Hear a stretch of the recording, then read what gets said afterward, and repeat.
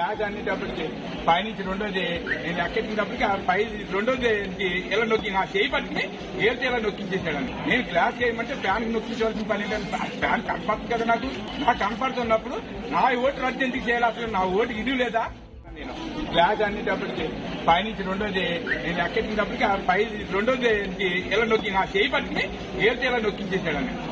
నేను గ్లాస్ చేయమంటే ఫ్యాన్ నొక్కించవలసిన పని ఏంటంటే ఫ్యాన్ కనపడుతుంది కదా నాకు కనపడుతున్నప్పుడు నా ఓటు రద్దు ఎందుకు చేయాలి? అసలు నా ఓటు ఇది లేదా?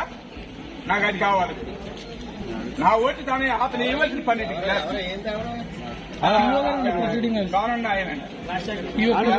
ప్రిన్సిపల్ అంటే అలాగే ఎన్ని ఓట్లు వేయించాడు, అలాగే ఆయన నుంచి ఇంకెన్ని వేయించాడు, అలాగే ఎన్నో వేసుంటాడు అదంటే నాకు తెలుదా? ఫ్యాన్ అంటే తెలుదా? ఏది తెలుదా నాకు?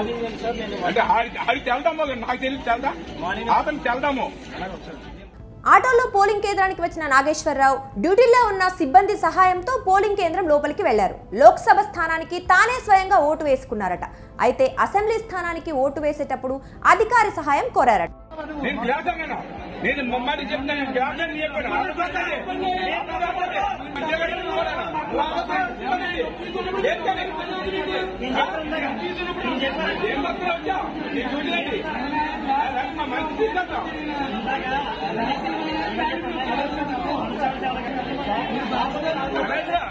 మీరు దేనికి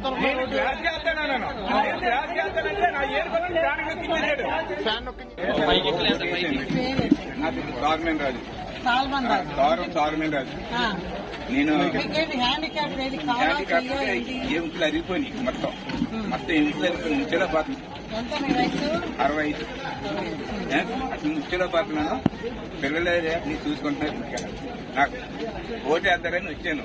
ఓటు వేద్దారని వస్తే లాంగ్ తీసుకెళ్ళిన తర్వాత పేపర్ రాయించారు, అన్ని చేశారు.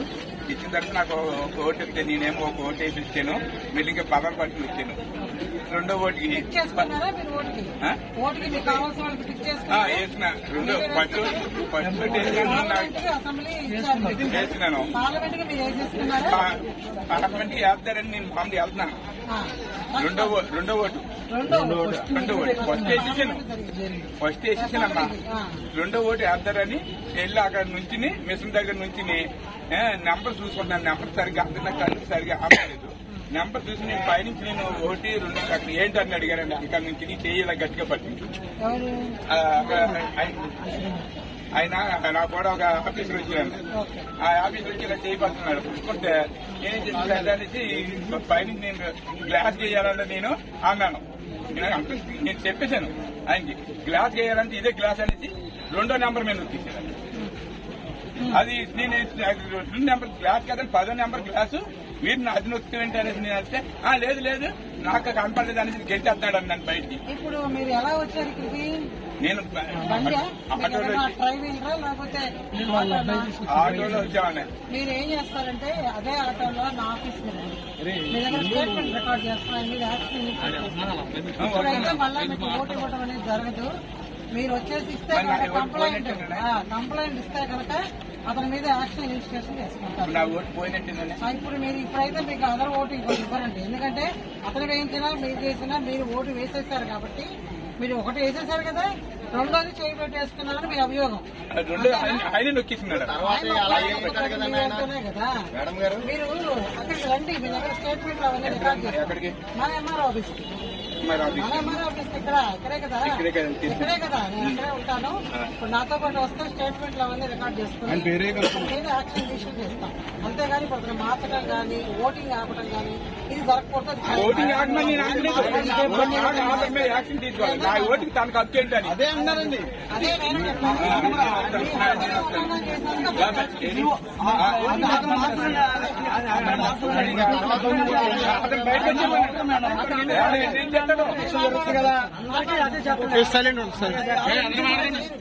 మేము కూడా లోపలికి బ్లైండ్ కళ్ళు కనిపిస్తున్న వాళ్ళు ఉంటే కంపేరెన్స్ ఒక అప్లికేషన్ ఫామ్ ఉంటుంది. అది ఫిల్అప్ చేసి వాళ్ళని తెచ్చుకోవచ్చు. అంతేగాని పీఓ చేయకూడదు. నేను ఇప్పుడు హెచ్చరిస్తాము. లోపలికి వెళ్ళి మీరు నా దగ్గరికి రండి, నేను అతని మీద యాక్షన్ తీసుకుంటాను. మీ దగ్గర కాగితాలు ఎందుకంటే నోటి మాటలు కాదు కదా, రికార్డెడ్ గా ఉండాలి. ఓకేనా? నేను క్లాస్ అనేటప్పటికి పైనుంచి రెండోది నేను ఎక్కేటప్పటికి ఆ పై రెండోది ఇలా నొక్కి నా చేయి పట్టుకుని ఏళ్ళతో ఇలా నొక్కించేసాడని. నేను క్లాస్ చేయమంటే ఫ్యాన్ నొక్కించవలసిన పని ఏంటంటే ఫ్యాన్ కనపడుతుంది కదా నాకు కనపడుతున్నప్పుడు నా ఓటు రద్దు ఎందుకు చేయాలి? అసలు నా ఓటు ఇది లేదా? నాకు అది కావాలి. నా ఓటు తానే అతను ఇవ్వాల్సిన పని